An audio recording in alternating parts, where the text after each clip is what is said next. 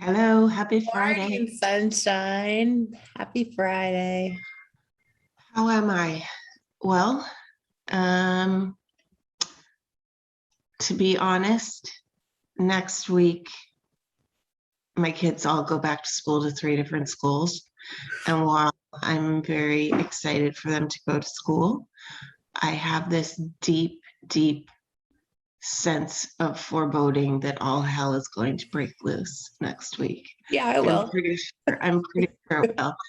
And so that's causing me to have some strong underlying anxiety, but it's not enough for me to do anything like read the bulletins or watch the videos or do anything reasonable. It's just causing me to feel a sense of foreboding. And I bought myself actually a coloring book over the weekend that just has swear words in it. And Nice. I've been coloring in that, and that's helping me. I'm making one for you, as a matter of fact. Thank you. You're gonna love it. I'm gonna frame it and send it to you. Awesome. I can't wait. And the second thing that's going on is that I'm in the third trimester of marathon training. So after we hang up, I have to go run 18 miles. Jeez. And I'm really wondering why I thought that that was what was necessary to get myself off the couch after 18 months. But the good news is I carb loaded yesterday with Oreos and whiskey. So I think I'm totally ready to go. Are you feeling good and puffy? Mm-hmm. Oh, good. I do feel puffy, yes. Yeah. Yeah. I really can't see it too well. No, no. So that's how I am. How Good. are you? Good. You got your reserves up. I am a little honked off. Michigan didn't start going back to school before Labor Day until just a few years ago. And part of the agreement to be able to go prior to Labor Day, after all these years of schools not going back into session until after Labor Day, was that they'd go back 2 weeks prior and they would give Friday off that first week. And then they would also give the Friday off of Labor Day. So people would have Friday, Saturday, Sunday, and Monday off for Labor Day. So Isley is out of school today, but they scheduled a football game for tonight and she made varsity cheerleader, so she has to be there. Were you planning to go to the lake or something? Here's a question. Is honked off a Hoosier term? Because I've never heard honked off before. Probably. I don't know. I'll have to do some research. I can ask my mom because she references Hoosiers every 5 minutes. Okay. She constantly, like we were in the grocery store yesterday and she said to me that we Hoosiers don't eat peaches unless they're peeled. Yeah, probably true. Wow. So ask her, wow. ask her when Hoosiers get honked off. What does that mean? What does that mean? Yeah. I'm afraid of the answer, actually. It'd be a good one. Why don't you tape it? Okay. And share it with us. So today we are talking about health and wellness, aren't we? I mean, whatever we want to. So we talked earlier about trying our time to think strategy and our methodology, and just showing people what it is. And I just can offer that Nancy Kline has written a series of books based on a premise of time to think, which embeds actual time to think into your daily life. You can embed it into meetings at work. You can have an accountability partner for time to think. And it all sounds so silly and stupid and foundational, but the premise is, and the research shows, that most of us truly don't have 5 minutes of uninterrupted time to think out loud with another person on many days, if ever. And so it's a way of embedding that accountability into your wellness journey. Yeah, I have been really helped by you both using the methodology on me and also bringing me through the training. And I feel like part of it is equity work, because what we see in corporations is that the airspace in meetings and decision making is mostly taken up by the people in power. And so when you apply this methodology, it forces the airspace to be distributed more equitably. Mm-hmm. And so, yeah, so I love this. Yeah, let's demonstrate it. Okay. While talking about our health and wellness certifications that we're pursuing. And we've talked a little bit about my hesitancy to consider myself a certified health and wellness coach, as opposed to a professional and transition coach. So maybe we can walk through that a little bit and help me get some clarity. Okay. Well, I can set my timer for 5 minutes and let you think first, if you're good with that.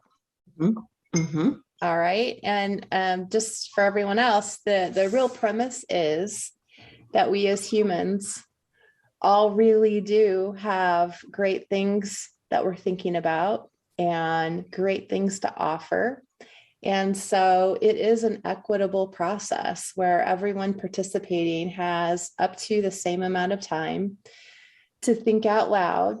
And when the person stops, even, we have to be a great listener and just provide a safe space for them to continue to nudge and prompt them to continue to think, because sometimes they haven't explored anything past the top of mind thoughts. And so continuing to dig really prompts some of the subconscious thinking to come out that they may not have been aware of themselves. So if you hear me asking a question to prompt, it might sound a little strange and weird, but it's really just a method to help the other think more deeply.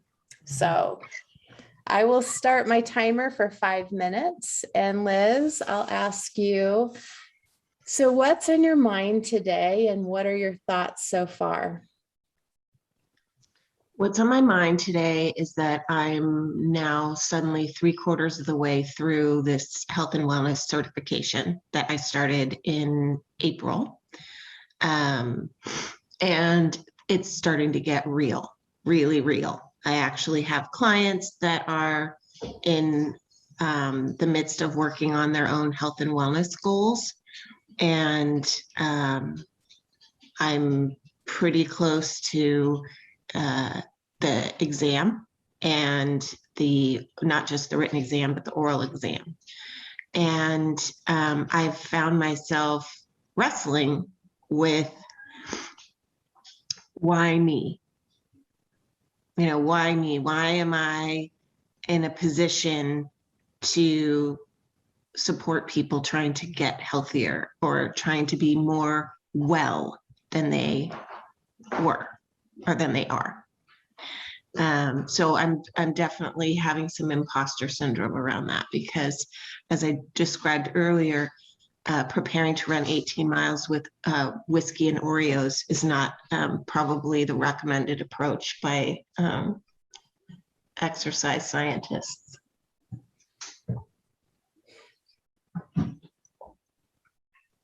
Yeah, so that's where I am. So what else, if anything, would you like to think or feel or say? Well, I've been wrestling with this a little bit for a couple months now, and I think that there's something to having some credibility from not being perfect myself. in that realm.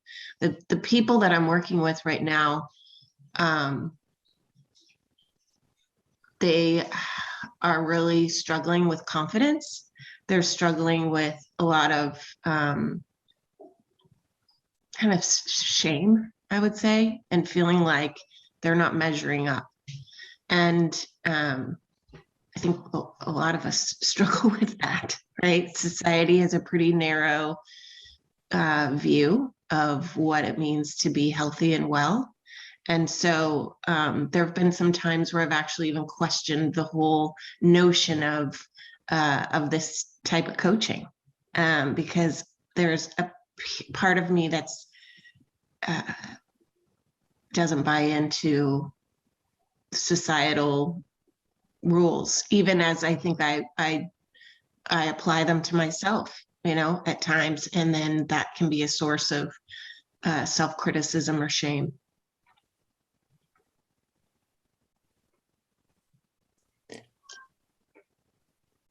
Yeah. You're going to say what else? And what else would you like to think or feel or say? Yeah.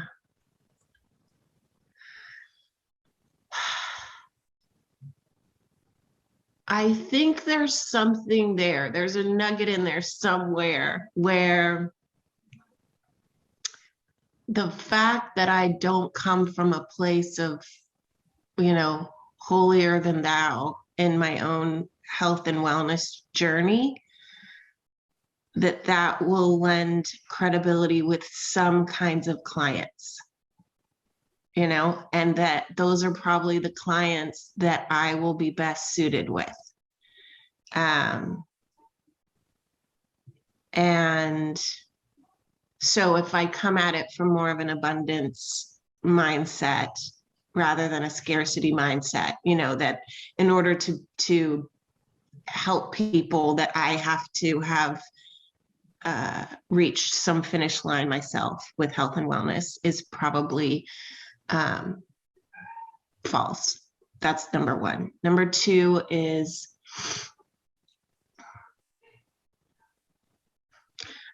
I think that I can bring some activism to health and wellness coaching that I have tried to bring to professional and transition coaching. So the concept of I'm going to decide what matters to me.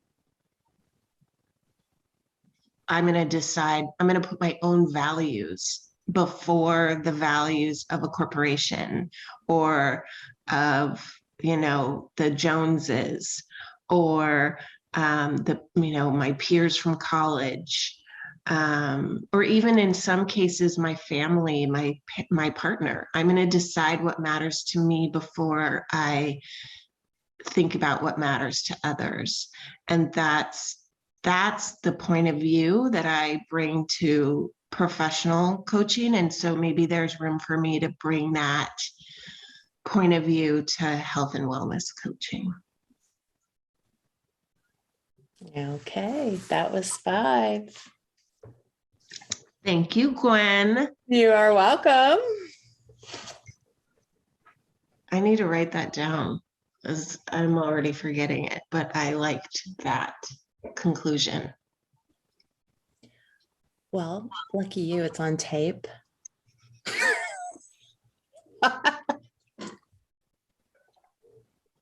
Clearly, I need more coffee. You can watch the reruns.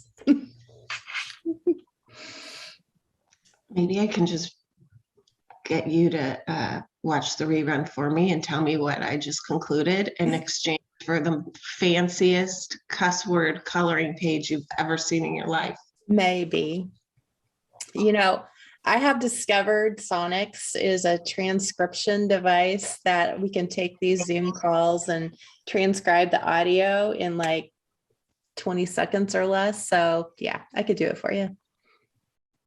Thank you. Mm-hmm. And thank you. This was really, I love time to think. I love it. It is worth sitting in that space of not knowing and waiting for the answer to come, the deeper knowledge. So how does that 5 minutes feel? Well, it feels, sometimes it feels a little awkward because I don't know the answers that are going to come out of me. And I think, again, that's something that is like societal, and certainly in corporate America, we're trained that you need to have the answer before you open your mouth. And so it's, it's a little uncomfortable because you don't know what's about to come out.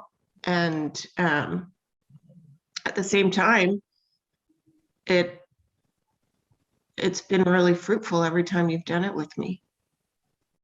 You know, you did it with me a couple months back when I was really struggling with the juggling act that I do all the time between my mom and my kids and job and all that. So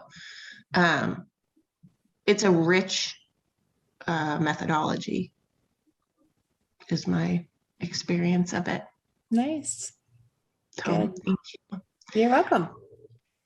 And now I'm off to run 18 miles, or at least move, because I'm not going to judge myself on whether I run or walk. Not gonna I'm just going time. to move. Nope, not going to time it. Just going to move 18 miles. My friend Laura's going to meet me at some point and ride her bike along while I cry. That's happened a few times. Yeah.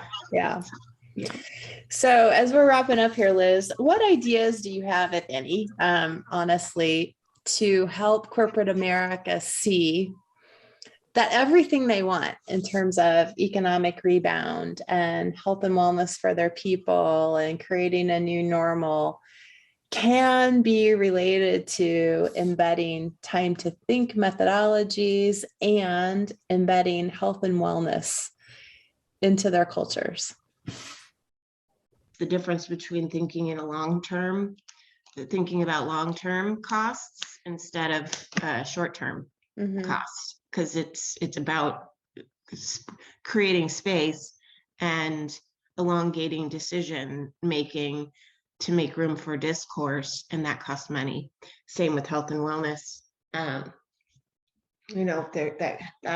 That's paid maternity leave. That's right. Like that's time off to volunteer. It's more paid time off programs like PTO. Yeah. And that's, again, looking at the long-term versus the short-term cost. And I think corporations are not set up to think that way. It's certainly not the one I'm in. But anyway, I got to roll out. That was fun. It was.